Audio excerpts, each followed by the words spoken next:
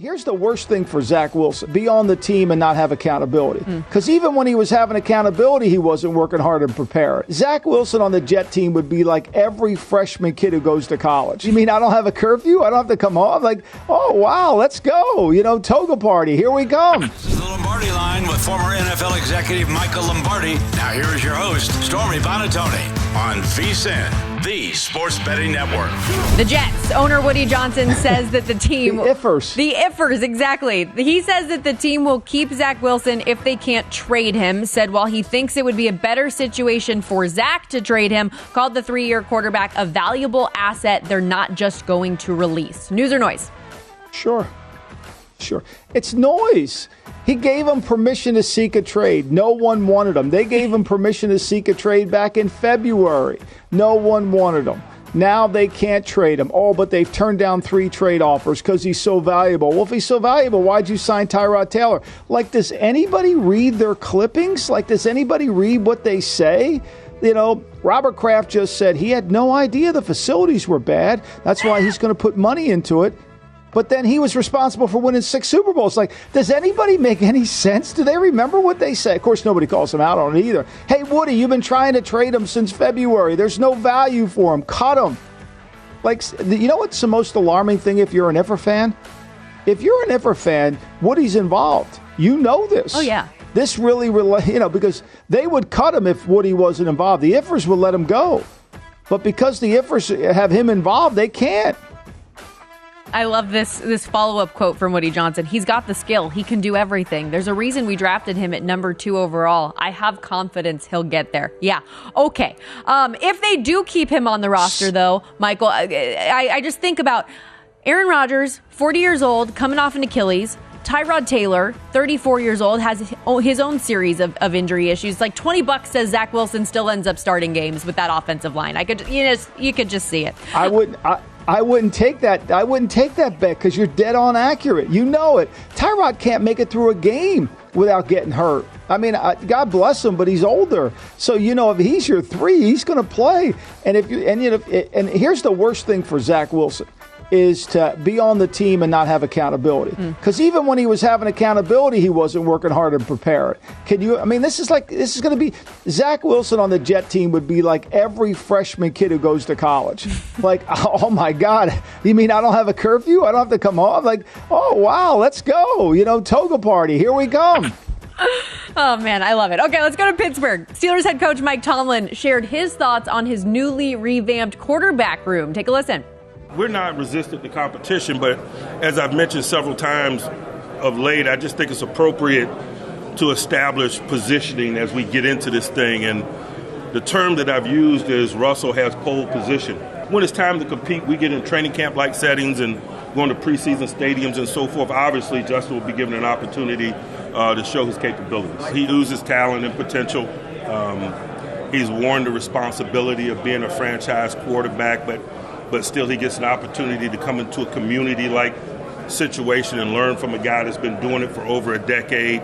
Man, there's a lot of meat left on that bone, man. I'm just excited about working to be a part of extracting it. Okay, so Russell Wilson, the veteran, in pole position to be the starter, but boy, Justin Fields oozes talent, Michael. News or noise? Oh, I think it's a head coach. It's news in this sense. It's a head coach wanting to make sure that he doesn't lose a player because he doesn't think the player has a chance to play.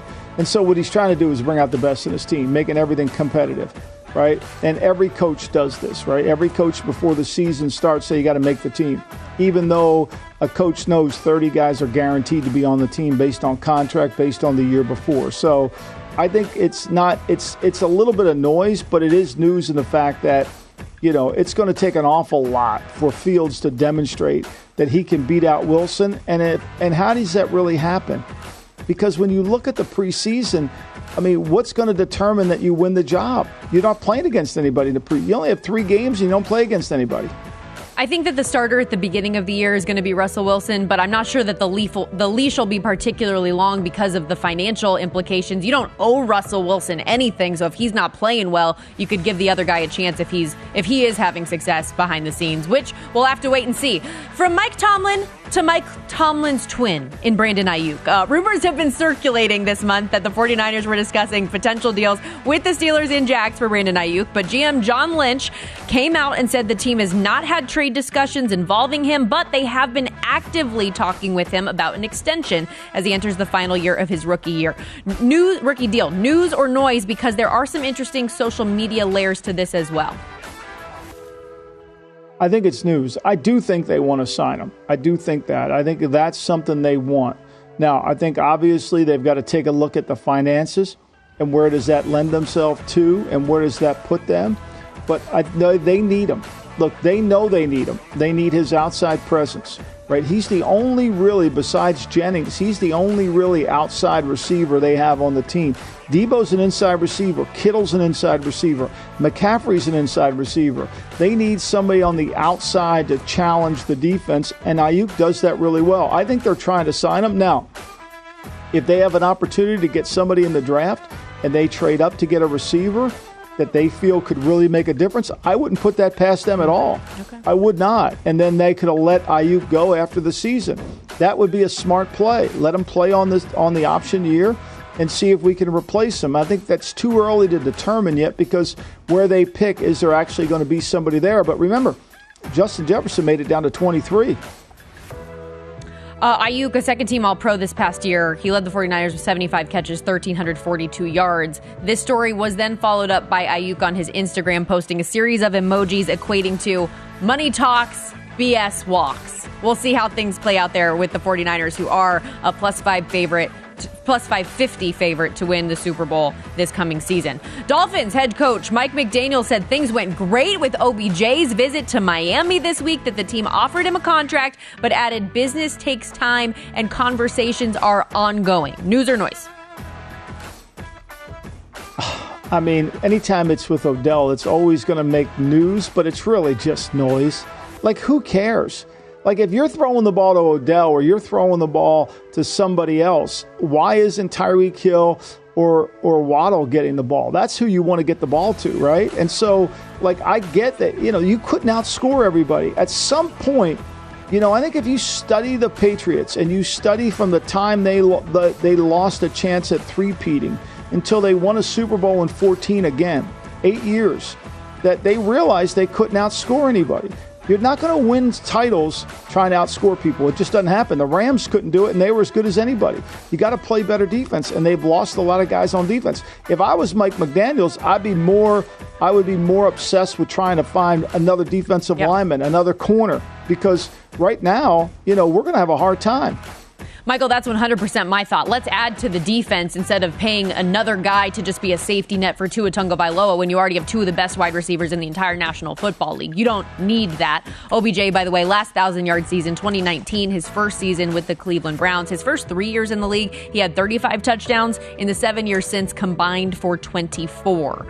The Broncos are currently sitting in the 12th position in this year's draft with Jarrett Stidham and Ben DiNucci holding down the quarterback room following Russell Wilson's departure to Pittsburgh. NFL Network's Ian Rappaport asked Broncos head coach Sean Payton how realistic it is for them to trade up for a quarterback. His response, realistic. News or noise? News. Oh, he's going to be aggressive. That's Sean Payton. Sean Payton goes into the draft room and could care less about the 25 draft. He only cares about the 24 draft. I mean, look at the Saints during his time there. How many times they traded away next year's one to get a one, or they traded away picks to move up. I mean, he feels like he can find players anywhere. He'll steal somebody off your practice squad. He'll find somebody in free. He's not a draftnik in the sense that he's going to go and look at his draft and grade it. He's more interested in building a team. And when you're more interested in building a team, you'll give away draft picks to get the player you want. Now, it doesn't work out all the time. But in 10 years from now, when you grade Sean's draft and there's a lot of missing links, people don't put the players in that he traded for. And that's why they were able to win a Super Bowl. Should have been the two if they would have gotten the right call in that one game. But for me, I think he's definitely going to be very aggressive. I think it's more Bo Nix than J.J. McCarthy, frankly. See, this is what I love, Michael. That's the insight we need, especially as you are diving deeper on that quarterback class. I'm looking forward to in the next couple of weeks getting those quarterback rankings. Sean Payton, by the way, also said it's good to be Monty right now, talking about Arizona Cardinals general manager Monty Ossenfort, who of course sits there with the number 4 overall pick. See what they ultimately end up doing there.